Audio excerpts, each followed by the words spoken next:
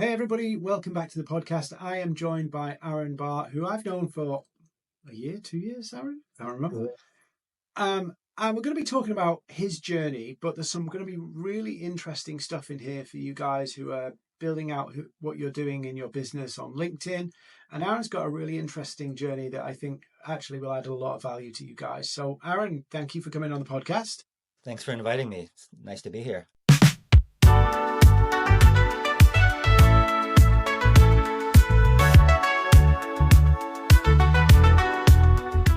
So, I guess let's just kind of start with we'll kind of go.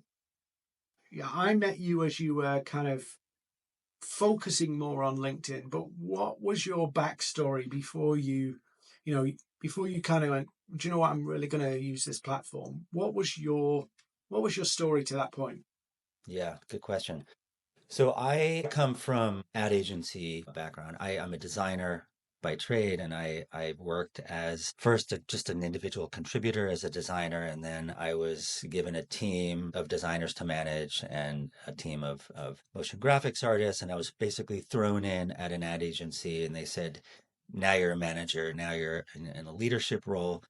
I had no training. No one showed me how to do that. And so I just figured it out, and I ended up being pretty good at that. And so after about 15 years of working at ad agencies in the US, mostly in the Bay Area and San Francisco and Oakland, I really just started to burn out on that. It wasn't for me. I just was not passionate about what I was doing anymore.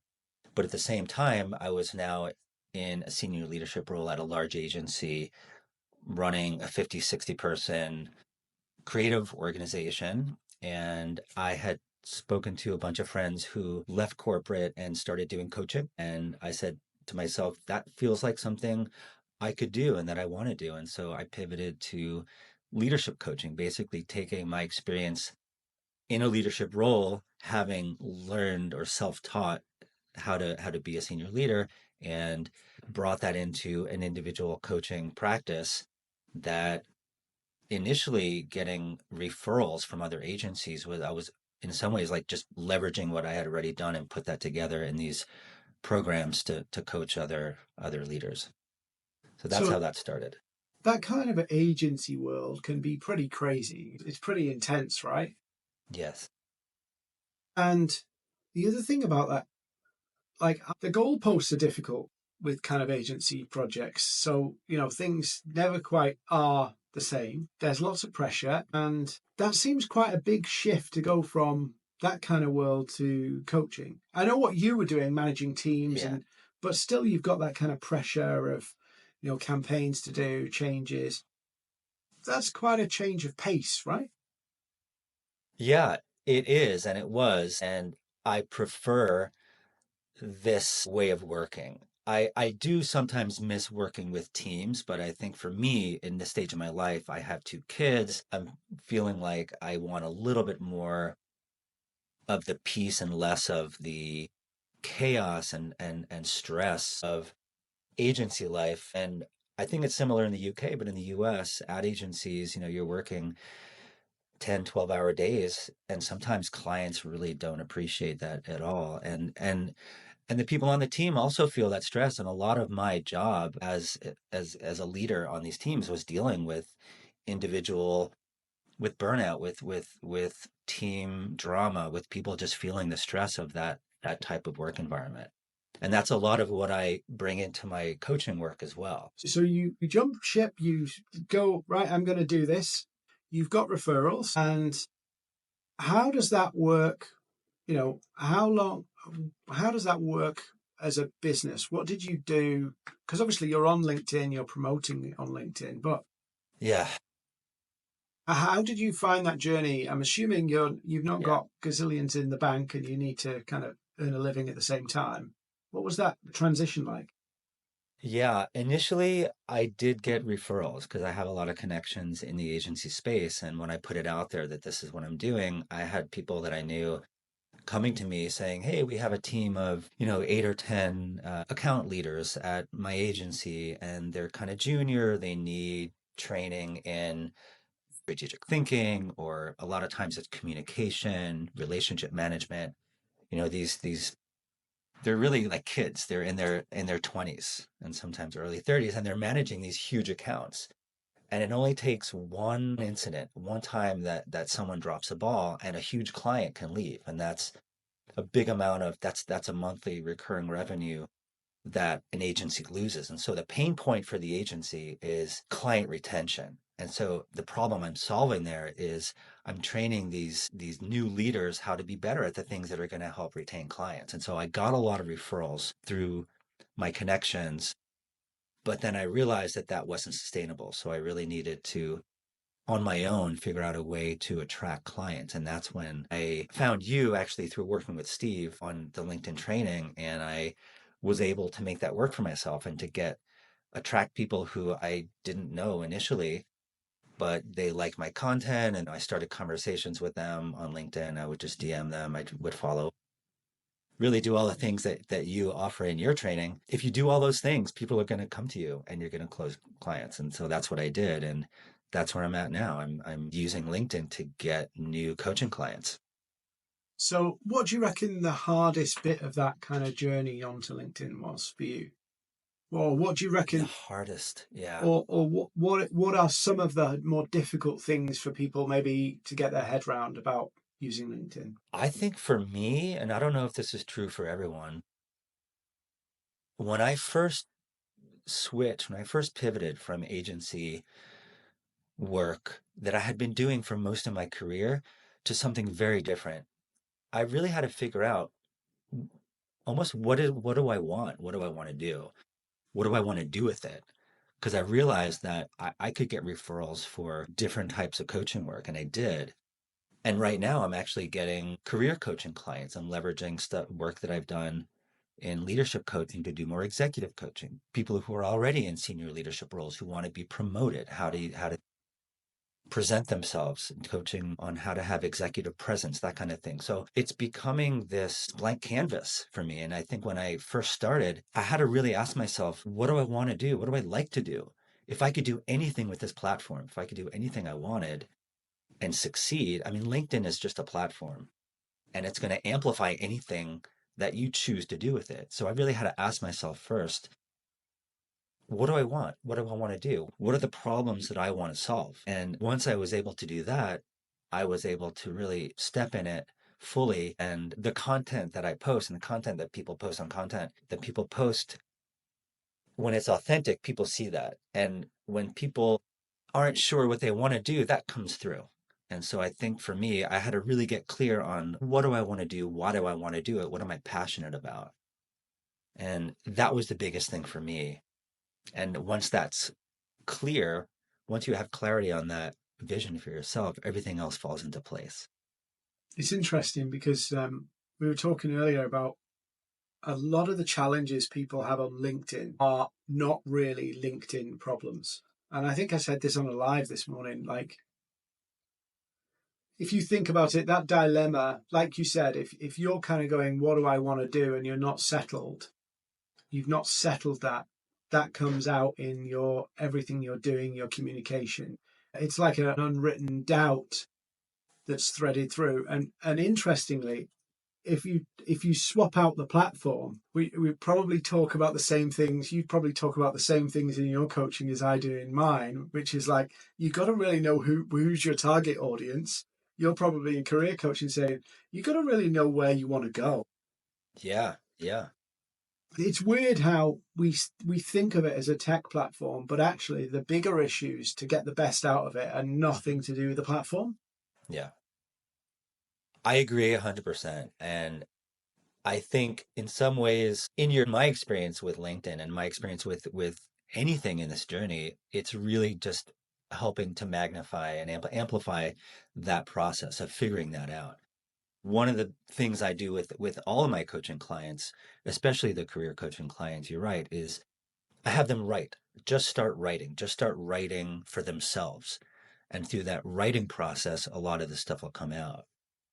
A lot of the figuring out who you want to be in your career journey or what you want to do, what you're passionate about, who you want to help. Just start writing about it and find your voice through that and find your your career path and the things that you want to do. And once that's clear, people are going to flock to you. If you can articulate that for yourself, you can articulate that for your target audience, it's going to resonate. And if you're going on ChatGPT to come up with ideas, if you're going to, to Gemini or Chat or AI to generate content for you on LinkedIn, which so many people are doing, and it all sounds the same, and people can see through that, it's not going to resonate the way someone who's passionate about whatever it is they're doing when they write on LinkedIn, that's Yeah. going to resonate with their target. I love AI. I know you love AI, but the issue with AI replacing people, I think, is what's happening right now on LinkedIn. And I think LinkedIn's kind of caused it because when AI came out, they kind of encouraged people, hey, look, you can rewrite posts with AI. And of Yeah. course, now people are. It's like we can tell. Yeah. And AI cannot replicate, you can't manufacture that authentic sense, that feeling, and people can smell it from a mile away. And so if you want to be successful, I think if you want to be successful in anything, you just have to be honest with yourself. Even when I was still at these big agencies and I was having my one-on-ones with my team, with my creative directors who I'm still friends with, was struggling with what am I doing here? Helping to work through those questions. Just, what do you want to do? What's the next step? Whatever you can do, whoever you can talk to help figure those issues out, that's what's going to help propel your career or move you through life in a positive way. And just thinking about, because you do a lot of career coaching, leadership coaching, what's your sense of, and this is just something I see at the moment, the trickiness of trying to make decisions when the world is now moving a hell of a lot quicker. Like since AI, if you think about it, Yeah. AI came along and now most of us use it every day. We're not really sure where it's going to go next. Like nobody saw Amazon coming in the .com boom. We saw it as a bookshop. Now we kind of depend on Amazon. It's really hard to operate in that space where things can change so quickly. And that coping with change right now seems like it feels like we've had years of constant change. How do you pick a career or make decisions in that kind of space where That's a great there's question. no like there's no facts to say do this or do that? Personally, and this is something I share with my kids as well, I think the answers to that are internal and not external because I think there's always change. My parents talk about all the big things that were happening in their era. I think if you're able to filter out the noise, I mean, there's noise about AI in the early 2000s. There was, noise about search, about Google, about Amazon, about e-commerce, and everyone wanted to. We were all going to be wearing augmented reality visors 2 years ago. Do you remember? Yeah. We'll all be on sofas living in a virtual world. What happened to that? What happened to that? Yeah, good question. We moved on to the next thing. And I think anyone who was able to, at any point in that technology, in that trend, if you can jump on that and come up with an idea or figure out what you enjoy about it or what you want to do with it that's valuable, that's going to add value to other people that are going to pay for it, you can be successful if that's what you want to do. I think what I'm saying is you ask how do you make those decisions. I think the thing is to just look internally and just to be still and quiet and figure out what do you want in it and try to filter out the noise because there has been a lot of noise about AI and it's evolved very quickly. But if you slow things down and you just see here's what's happening, here's the technology. I don't need to learn everything there is to learn about AI right now. I don't need to I mean you want to learn about what's out there. You want to have some sense, but you don't need to feel about the decision about what should I do because everyone else is doing it. No, what do you want to do and what's available to you given the journey of the technology, the journey that you're on in your career. So I think people just need to sort of take a step back and say, there's a lot of noise out there, and we're also we're tapped into it more because of social media. Like there's just so much amplification of everything that's happening out there. So it does feel like it's moving quickly. Yeah. And I think it's impossible. It's impossible to keep up because there's so many applications, so many different uses. But I think one thing that's really interesting for me, and I'd love your take on this, when social media came out, the promise of social media was it would connect us with the world, and it certainly has done that. And there's a whole load of unintended consequences of that connection. There's the rise of cyberbullying and trolling and all that kind of stuff. But one of the biggest things that's come out of it is, despite being able to reach everybody through social media, our phones, we actually as a people feel less connected to people, and generally speaking, and that's probably going to be worse for some generations than others. But also I think that everybody's worried about AI taking jobs. And I want to kind of linger on this because of the career piece. Yeah. But I also think there's going to become some incredibly talented human jobs. And by that, I mean a, a craving or a desire for the ultra human skills. And I don't mean just, oh, AI can't do this. I mean like storytelling. I Yes. mean like the soft skills, as they call them. Um, is that me just theorizing, or it just feels like there's going to be this ultra human movement at the same time as AI? I think that's already happening. I think there is a huge need for those social skills, those in-person social skills. I wouldn't even call them soft skills. Social media, you're right. When social media first introduced, when, it was MySpace and then Facebook. I mean, I'm old enough to remember when it was Friendster. And back in those I've never days, heard of that. yeah, Friendster. I remember AOL chat. Well, this is like early 2000s. There were some platforms that kind of came and went, but in those days, social media was a way to it was an add-on to human interaction.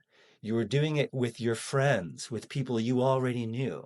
You were finding people on Facebook from high school, from college that you already had a connection with. Family, friends that you can now share photos with, that, it was a way to just augment your existing in real life social ecosystem. And now it's becoming just you're interacting with people just on social media. You're connecting with people on Instagram because you want to build your followers. You want to get that dopamine hit when you post, and it doesn't matter if you know them in real life or not. So I think, and again, like I think younger generations who are growing up more and more with that model where they're on their phones more. They're on their phones a lot more even now than doing things in real life having that real human interaction. And I think it's a shame because yeah, we're not learning those social skills as much. Young kids and teens are not really having those experiences that we had when we were kids of just going out after dinner and playing in the street and riding bikes and doing those things that really formed those human connections that now in the workspace, in a career, are really important for, like when I have a client and I start with a client, the first thing I do is I ask questions and I listen. And you have to be a really good listener if you want to take in the information that's going to be needed to have a successful coaching experience to really help solve their problem. If you can't be a good listener, if you don't have the skills to interact socially with someone, you're not going to succeed in the way that you really need to. And I think a lot of people are missing those basic social skills of connecting with someone, of looking at someone and saying, here's a human being. They have triggers and frustrations and buying motivations that I need to understand as a coach, as a business. How do I listen to them? How do I talk to them in a way that helps me understand what they're going through so that I can offer a service or a product that they're going to want to pay for? And I guess that is that is the challenge, isn't it? Whilst being connected to the world, how do you, I don't know if we go really deep and meaningful, right? How do you know yourself? Like, do you know what I mean? Like, let's say like you're in your 40s and you're like, do you know what? I want to do something new. Like, if you've done, maybe your scenarios here a little similar.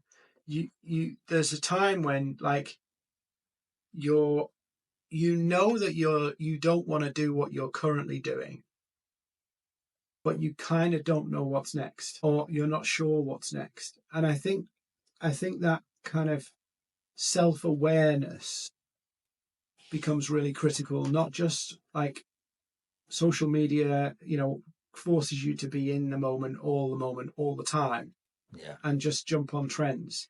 You can kind of lose yourself in that. And the same with a career. If you've done something for a long time, you can kind of lose yourself in that career and go, I don't really know what's next, but you know that this bit's over. Yeah. How do you kind Yeah. of get to That's that? That's a great question, and I run into that a lot. That's a very common feeling, a very common place that people arrive at. They're like, I know that this is done, but I don't know what's next. And in the coaching work I do, both the leadership coaching, career coaching, the executive coaching work, I do what's called a values mapping exercise. And it's a really simple exercise, but it really just helps to it's called purpose mapping or values mapping, where you basically have a list of values and you write down what are your values, and then you start to prioritize them. Sometimes you can say, if you could only choose one value, what would it be? And it really just leads people back to what's important. What are values that are important to you in a career, in life, really? Is it integrity? Is it creativity? Is it social interaction? What are the things that are really important to you?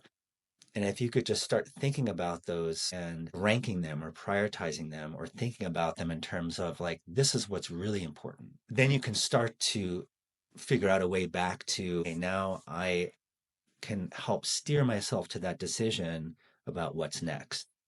And that's a lot of what I help people do in the initial stages of my coaching practice. This might be, I might get in trouble for saying this, but I'm going to say it anyway. So, somebody approached me for a job, um, and maybe I'll get hated on for this, but it was just, sometimes you just have to go with what you feel. And they worked for a company for about 10 years. But then since 2020, some of it being the pandemic, they basically had so many different jobs, like more than one a year. So in 5 years, it was, I think, about seven jobs. So some of them were like 3 months, then 9 months, then one a year and 2 months and stuff. And when I looked at that CV, I saw a really potentially competent person, but I also saw somebody who hadn't found their place. And I couldn't hire them because I wasn't sure that we were their place either. But I think there's a lot of people like in that space where maybe they have moved around a little bit. And you see it on LinkedIn quite a bit, people looking for jobs quite often. And maybe I'm just too old fashioned now, but I think you still should try and find a home. If you want to work for somebody else, you should find a home for a few years at least. But I think there's a lot of people that go round on LinkedIn and they're 9 months here and 15 months here. And they're actually looking for something, but don't know what they're looking for. Because I don't know. Is it a thing that people just change jobs that infrequent? Because let me just say my piece. I think the first year you're really understanding the role, and your second year you're kind of really flying in the role. That's really what I've always seen. It takes you like 2 years to really own a role. But it does feel like there's a lot of people now moving around really quickly. What's your Yeah, what's your thoughts on it? I agree. I see that too. I work with a lot of people who leave jobs and go to the next thing and find that it's not for them. I think there are a few reasons why that happens with different individuals. I think there are also different careers where it's more common to move around. I think sales roles, there's, people who are in sales might find themselves, hired by someone who just needs a biz dev guy for a few months, or they they think they need someone who's a closer and it turns out that they're not. I think there's a lot of volatility in certain industries and in certain roles that accounts for that. And then I think people who are younger and earlier in their careers are still figuring out what they want to do. And so because there's opportunity, people will join a company or an organization and thinking that that's where they want to be, and then they learn that it's not, or they join for what they think are the right reasons. It's an attractive title, it's good money, but then the company culture isn't quite for them. And so I think people just go through career figuring these things out, like you said. And no, I don't think it's any real fault of their own. It's just a journey. It's just a figuring out. And I think when you and I were starting out in our careers, it was less common to do that. I think there was less opportunity.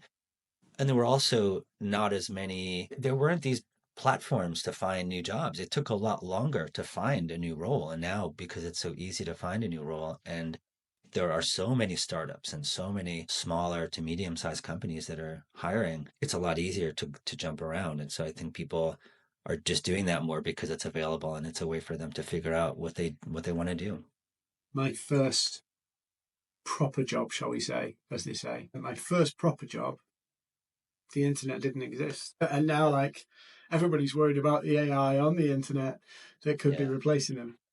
Yeah. I don't know. I think there's got to be a degree of settling down of that. I know the pandemic exacerbated it, but I think for me, maybe I'm old school, right? Maybe I'm old school, right? If I see somebody who's had a run of 9 months, 9 months, 9 months, I have to, when hiring, think I might be the next 9 months. Do you know what I mean? Which is Yeah. fine if you're like, you can pick up the job and do the job and it's all good. But if you're kind of like, I don't know, hiring a content writer or a project manager, that kind of 9 month run kind of would make me nervous because I'm like, we're going to invest in this person. They're going to interact with our clients. They're going to do all this kind of stuff. And then basically by the time everybody's familiar with them, we've settled into a routine, they're leaving. But if it was like, I've got a coffee shop, for an example, on the other side, that doesn't really matter to me at all because they come in, they know how to work the machines, they serve customers. I guess it's different for different industries, but It is. I on the kind of my side of my day job, shall we say, I'm a bit more looking for people to hang around a bit longer. I don't know. Well, yeah, It's a because tricky one. you're trying to build something, Dean. I mean, I think what you're doing at Maverick, and I think what any agency owner really wants to do. And I was actually just speaking a few weeks ago with the former CEO and the co-founder of VQ Digital, where I was for a long time. That's what he was trying to do. He was trying to build something and invest in people who he knew would be there for a long time, and build an agency. I mean, it turned out to be very successful for him because he was able to really build a valuation, make it profitable, and build a valuation and sell it for a lot of money. But I don't think a lot of, not just agency owners, but a lot of people who are building companies these days have that vision. And I think what you're doing at Maverick and bringing people in who you want to be there and building a culture. And I think culture is so important. I think people overlook it. They say culture eats strategy for breakfast. It's true. It's a big part of what makes the success of a lot of companies, especially agencies and brands that want to work with agencies that have a definable culture that they agree with. Because a lot of the things that agencies do these days, I mean, you're doing LinkedIn training. I mean, to be quite frank, there are a lot of agencies in the UK and the US that do the same thing. When I was at these performance marketing agencies, these growth marketing agencies, yeah, you could hire a media manager, someone who can set up your meta ads manager and run it and pull reports and report to clients. Like, you could hire people like that pretty easily. But to have someone stay and learn how to solve problems and how to dig deeper into a client's long-term strategy and not just solve the how do we optimize the channel, but how do we optimize revenue across multiple channels? How do we build creative that's compelling for audiences beyond what we think is our target and build that into our product positioning? How do we solve problems? And I think that's what culture does. And I think that's what you're doing at Maverick. You're building an agency that's doing more than just training people how to be successful on LinkedIn. I think the lessons, it was one of the most difficult lessons I've learned in building Maverick, and this kind of leads to what you do, is we've been doing this for a long time, but it's been mainly, people have grown in the business. So when just before the pandemic, everybody had worked with each other for 3+ years at least. And then the pandemic came along, and of course, at that point, we had this scenario where LinkedIn got more attention because people weren't in the office, you couldn't ring them up, all that kind of stuff. So suddenly LinkedIn became a thing. I'll just tell you a funny story here for a minute before we get into it.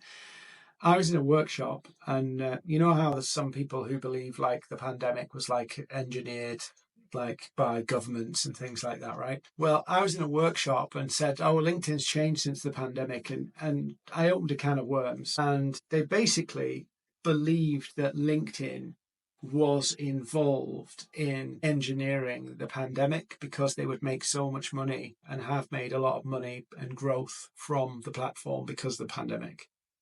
And I was like, really? LinkedIn engineered a global pandemic just to make up some money? It was interesting getting out of that conversation. But anyway, the point was LinkedIn, everybody paid attention to LinkedIn, and we grew massively as a business. And people were just contacting us saying, we need you, we need you, we need you. It was like unbelievable.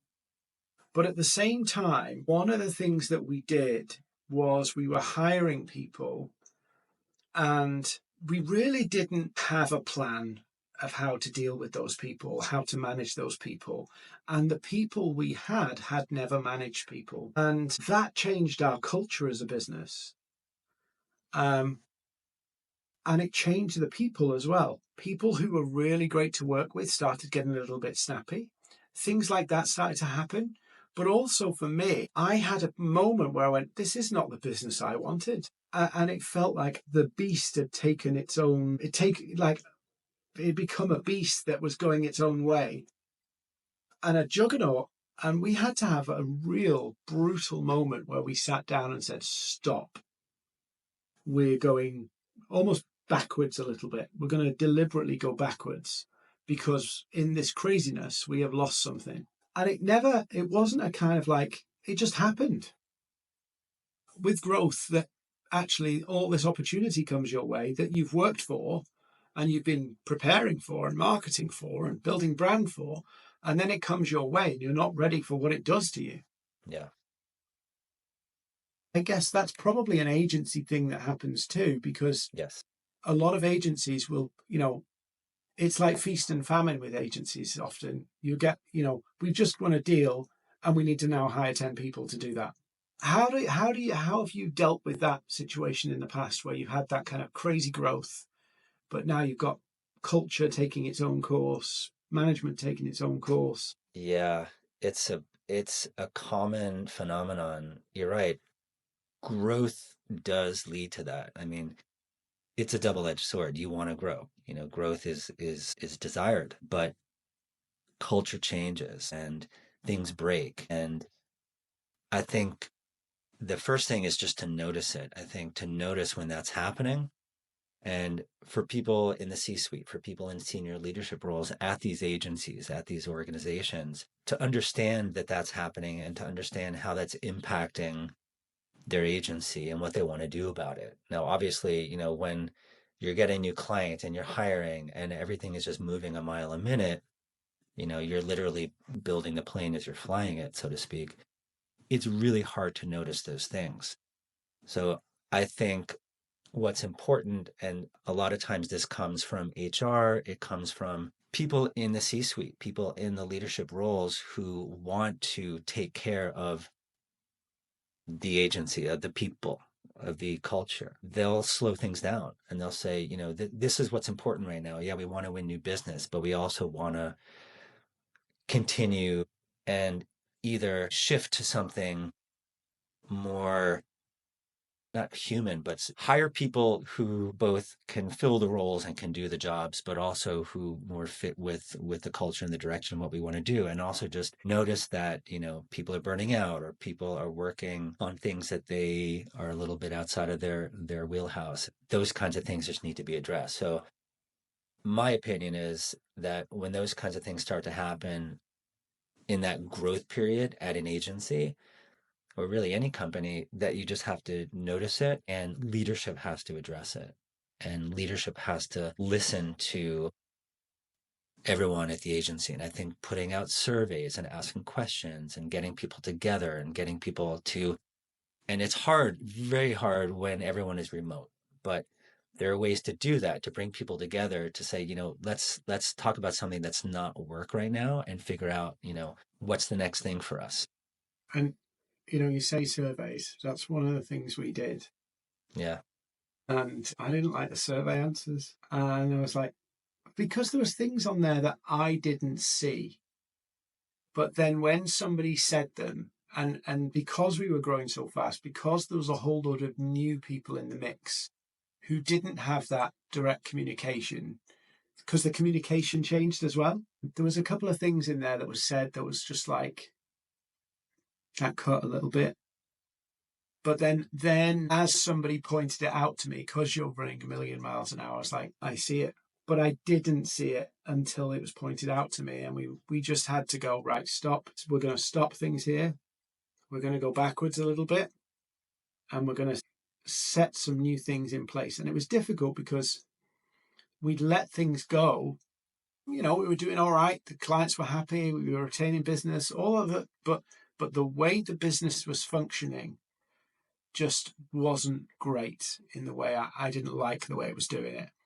So we had to go backwards a bit. And then it was kind of harder because we had to reverse things, habits that had developed. And it took us 2 years. It took us 2 years to kind of get back to the place we wanted to be. So let me ask you, Dean, when you sent that survey out and you got responses that you said you didn't like, I mean, you were hearing what people were thinking and saying and feeling. So you were just hearing what was real, but you said you didn't like it. Why didn't you like that? Because it was my baby, and I would never want somebody to feel like that way in my baby, working in my baby business. That's number one. But also, it wasn't the kind of business I wanted to develop. I've worked in environments that are kind of a little bit not very nice. And I enjoyed the work and eventually, moved out of those because I didn't like the way they worked. And I saw some of the, not massive, probably I'm making a storm out of a teacup a little bit, but for me, it was a big deal. But I saw some of the beginning signs of those things that I didn't like in the companies I'd worked with and for. And it was like, how did we get here? So I could talk about this for ages, but I might get in trouble if I talk about it too much. Well, I just think it's interesting. It's an interesting moment and something to look at, that when something bothers you in that way, to look at that and to see, well, that's not comfortable. That's an uncomfortable moment for me. And you took that and you said, okay, I'm gonna do something different. I'm gonna, you said go back. I mean, I think it's, in some ways it feels like going back, but you're moving forward into something Yeah. that is more along the lines of what you want and what you want to create. Because you're right, it is your baby. Well, we felt like the baby was coming a bit of a tearaway teenager and needed reining in. Yeah. Well, But it wasn't like one person. It was like a system that had evolved yeah. to kind of create this runaway train. Yeah. Well, we got to wrap up. I want to do a part two on this because I think we can talk about this a bit more. But what I'm going to do is I'm going to share your socials with this. I'm going to tag you wherever I put these videos and go and check out what Aaron's up to. If you've experienced some of the stuff, maybe you're in that career journey and you're not sure where to go, or maybe you're experiencing that kind of, you're adding more people to the team and you want to make sure that the baby you're building or it goes the right way, go drop Aaron a line. Go drop Aaron a line and have a chat to him because he's done it for a lot of people and helped people in that place a lot. Awesome. Aaron, any last thoughts? Where's the best way to reach you? LinkedIn, right? Can find me on LinkedIn. And I think for now, just LinkedIn. I am on all other social platforms, but those are more private, more for friends and family. LinkedIn's the one. Yes. Awesome. Aaron, you're a star. Thanks for coming on and Thanks for go having check me. out It's Aaron. great to, thank you. It's great to chat with you.